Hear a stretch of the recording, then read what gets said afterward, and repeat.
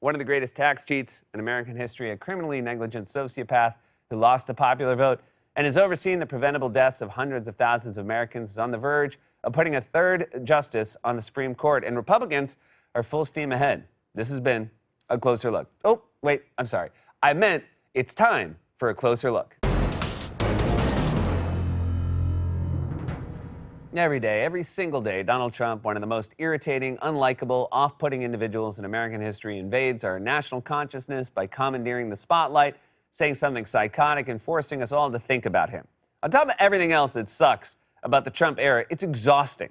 When my head hits the pillow at night, I think in his voice, "Did I leave the oven on? I should go check. Of course, if it's on, that's not my fault."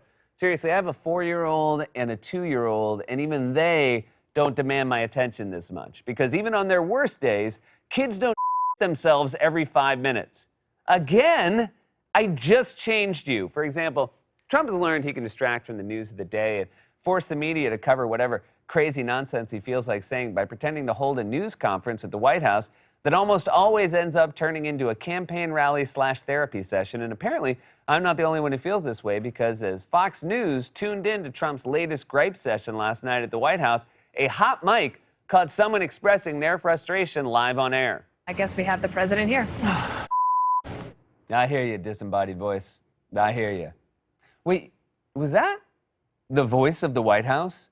Has the White House resisted using its magical power of speech for centuries, only to finally cave at a Trump press conference to utter an exhausted Like, are we just going to start hearing the internal monologue of the building itself now? I guess we have the president here. Oh, here we go again with this guy. And stop getting ketchup on my curtains. They're not napkins. Trump used the occasion to spew his usual BS, from his deranged claim that Joe Biden is on performance-enhancing drugs to the lie that mail balloting leads to fraud. But even Trump, with his vast powers of distraction, could not pull focus away from Sunday night's bombshell story. The New York Times reported about Trump's serial tax cheating and business losses. And this story didn't go back decades to dig up some embarrassing details about Trump's early years in real estate. This was about how much he paid in taxes as a candidate and then as president. President Trump paid just $750 in federal income taxes in both 2016 and 2017. That's according to a report by the New York Times, which says it obtained more than 2 decades of tax return data for the president and his companies. According to the Times, Mr. Trump paid no income taxes at all in 10 of the previous 15 years, largely because he reported losing much more money than he made. That's such a great picture from that New York Times story. It's like they asked him to pose for it. Yeah, we just want to get you through the window of your car. I don't know, just look like someone who doesn't pay taxes. Also, $750? I pay more than that in Blockbuster late fees. I'm serious. In 1993, I took out a copy of The Prince of Tides. Then I loaned it to my stoner friend who sold it in a yard sale. And when Blockbuster shut down, I owed him $750. So I hope you enjoyed Nolte and Bab's Scooch. I hope you enjoyed them.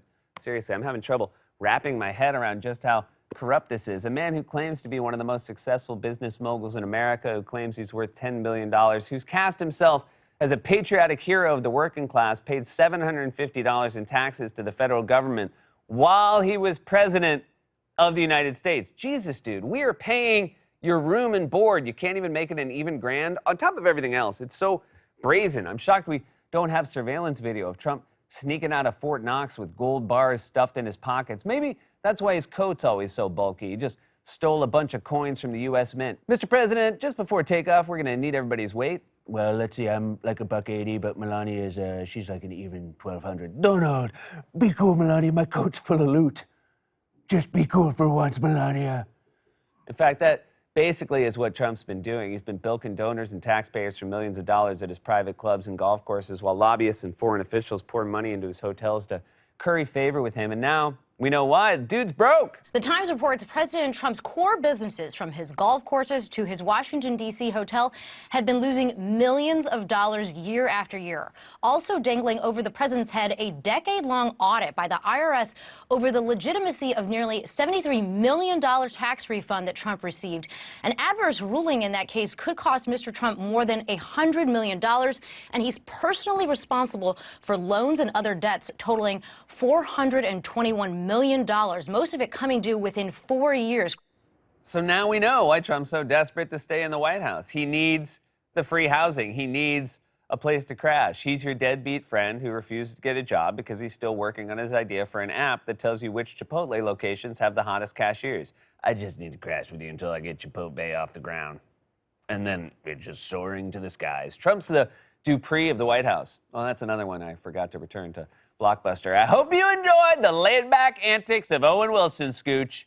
I hope you did. So Trump paid virtually nothing in taxes in 2016 and 2017. It's one thing to do this while you're just a New York real estate grifter, but it's especially brazen to do it while you're a sitting president. That means he was in the Oval Office on the phone with his accountant saying, what? $890 seems like a lot. Can we get it down to $750? It was $750 last year. I feel like that was more than fair.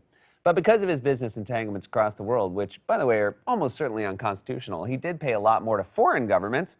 2017, the president's $750 contribution to the operations of the U.S. government was dwarfed by the $15,598 he or his companies paid in Panama, the $145,400 in India, and the $156,824 in the Philippines. Amazing. The president of the United States paid more in taxes to Panama than he did to the United States. Maybe that's why Trump keeps asking other countries to help him in the election. He thinks they owe them. Hello, Philippines. Do you have any dirt on Joe Biden? If you do, I will pay my taxes in full again this year. And by the way, this report is not isolated. We already know Trump is a prolific tax cheat who's swindled the American people for decades. The Times previously reported that Trump lost $1 billion in over a decade in the 80s and 90s and avoided paying income taxes for 8 of those 10 years.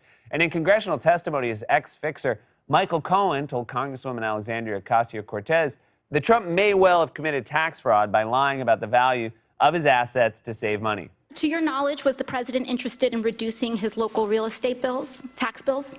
Yes. And how did he do that? What you do is you deflate the value of the asset, and then you put in a request to the tax department for a deduction. Of course, with Trump, it was probably hard to tell that he was deflating the value of his assets since everything he owns eventually turns to anyway. He says his casino's worth $0, but I guess that makes sense. The slot machine only has 2 reels. Now, what Cohen alleged there is illegal, and we know Trump is already under investigation by both the Manhattan DA and the New York State Attorney General, with the DA's office even suggesting Trump could be indicted for tax fraud. But to my mind, what's legal is just as much of a scandal here. Trump took advantage of a labyrinth tax system designed to protect his wealth and shield him from consequences. In fact, he and his allies have long argued that rather be ashamed of this behavior, he should be proud of it. The reality is, this is part of our tax code. The man's a genius. He knows how to operate the tax code. There's no one who's shown more genius in their way to maneuver around the tax code and to rightfully use the laws to do that. As a businessman and real estate developer, I have legally used the tax laws to my benefit. I have brilliantly used those laws. Maybe he doesn't want the American people, all of you watching tonight, to know that he's paid nothing in federal taxes, because the only years that anybody's ever seen were a couple of years when he had to turn them over to state authorities when he was trying to get a casino license, and they showed he didn't pay any federal income tax. So that makes if me he's smart. paid...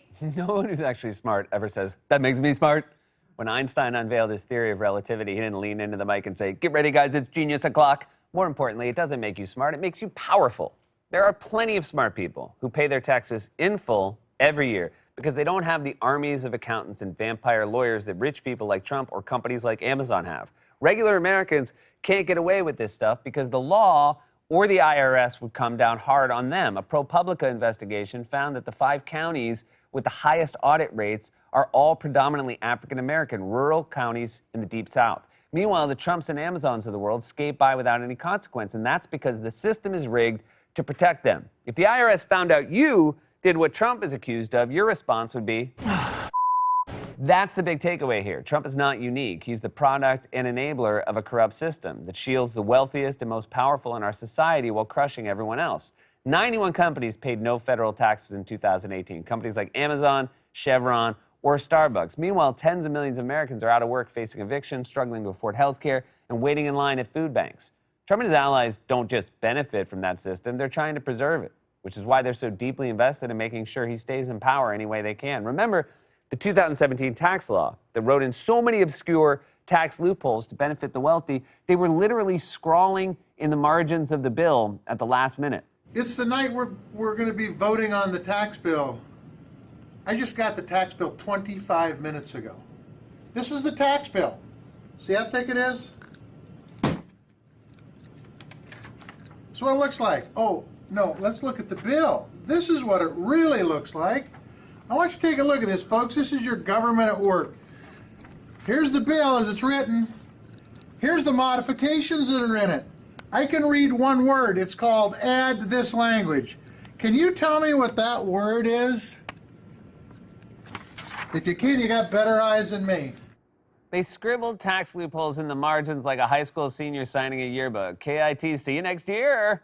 Trump and the people like him were protected and enriched by a rigged system. Then they got in office and rigged it even more, and now they're desperate to preserve that system, which is why they're pulling out all the stops to race to get a 6-3 conservative supermajority on the Supreme Court, after people have already started voting. Trump's nominee, Amy Coney Barrett, has a history of ruling against workers and consumers and for big business, which is why right-wing billionaire Charles Koch has already launched a campaign to get her confirmed. On Saturday, Trump officially announced his nomination of Barrett, although I have to say he didn't sound quite as excited as you'd expect. Now we gather in the Rose Garden to continue our never-ending task of ensuring equal justice and preserving the impartial rule of law.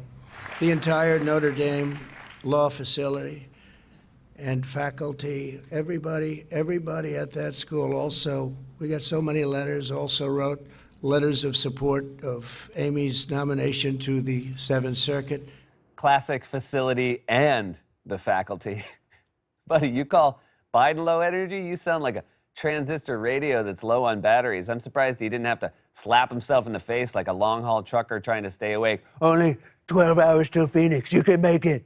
The reality is Trump is bored because he couldn't care less about the Supreme Court or the Constitution or whatever else Stephen Miller wrote for him to say on Saturday. I guarantee you he flipped through that speech 5 minutes before he gave it the way you flip through a Golf Digest at a dentist's office. This was the bargain Trump made with conservatives in the institutional Republican Party. They'd put up with his racism and his corruption, his incompetence and his abuses of power, as long as he gave them the tax cuts and the conservative Supreme Court majority they've long wanted. Over 200,000 Americans are dead from an out-of-control pandemic, and the president has just been exposed as one of the greatest tax cheats in American history. And the strongest condemnation Republicans can muster is...